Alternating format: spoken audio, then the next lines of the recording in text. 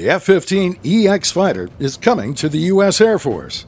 The FY23 National Defense Authorization Act has fully funded the F-15EX Eagle II program.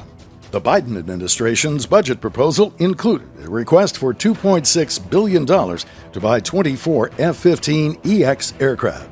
They will be the first of a total intended acquisition of 80 F-15EXs, and the aircraft will replace the older F-15C and D Eagles.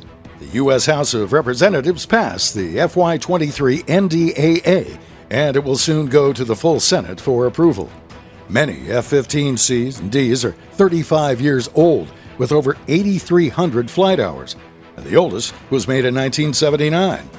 The Air Force said in 2020 that the F-15Cs and Ds are beyond their service life and have serious structural risks, wire chafing issues, and obsolete parts. The FY22 NDAA allowed for the retirement of 48 F-15Cs and Ds. Meanwhile, the F-15EX program is trying to chug along. The Air Force originally wanted 144 F-15EXs. Last year, the FY22 NDAA allowed $1.32 billion for 12 F-15 Eagle IIs. The F-15EX is not stealthy, but it could nevertheless fly in contested airspace, carrying long-range standoff missiles and teaming with F-35s and F-22s. Alternatively, the Air Force could decide to hold back the F-15EX and wait until the Americans have achieved air superiority by day 3 or 4 of an air war. The F-15EX would also lend continuity to the F-15Cs and Ds and the F-15E Strike Eagles by carrying on similar training, maintenance, and tactical procedures.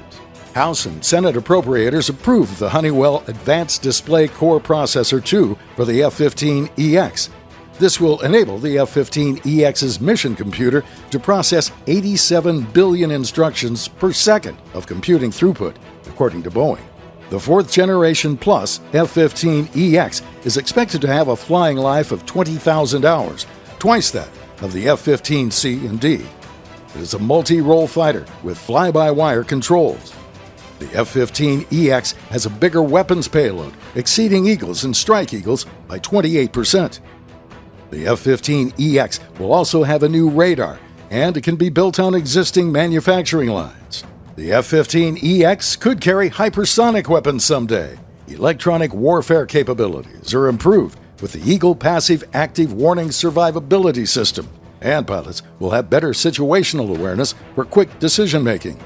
The Open Mission System architecture will enable easier mission upgrades, since the F-15EX shares support equipment and spare parts with the earlier F-15s. It'll save on maintenance time and costs. If the Air Force initially receives 80 F-15EXs, it could replace the F-15Cs and Ds with 3 squadrons of Eagle IIs, either in the active duty component or the Air National Guard. Next year, the Oregon National Guard will receive the first F-15EXs. These will be focused on homeland defense. F-15C Eagles are leaving the Kadena Air Base in Okinawa. The Eagles had been part of a permanent presence in Okinawa of 2 squadrons. F-22s are expected to replace the Eagles, but F-15EXs could also be part of a new rotating force on the island someday. This upgrade could help protect Japan from incursions by Chinese fighters. The Air Force is aiming for a divest to invest acquisition strategy by replacing Eagles with Eagle IIs.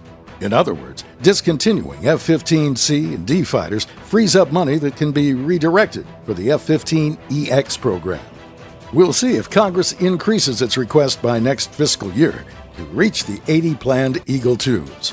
Lawmakers might decide the F-15EX is not the correct choice for offensive operations, and that its best use is to defend the homeland while flying with the Air National Guard.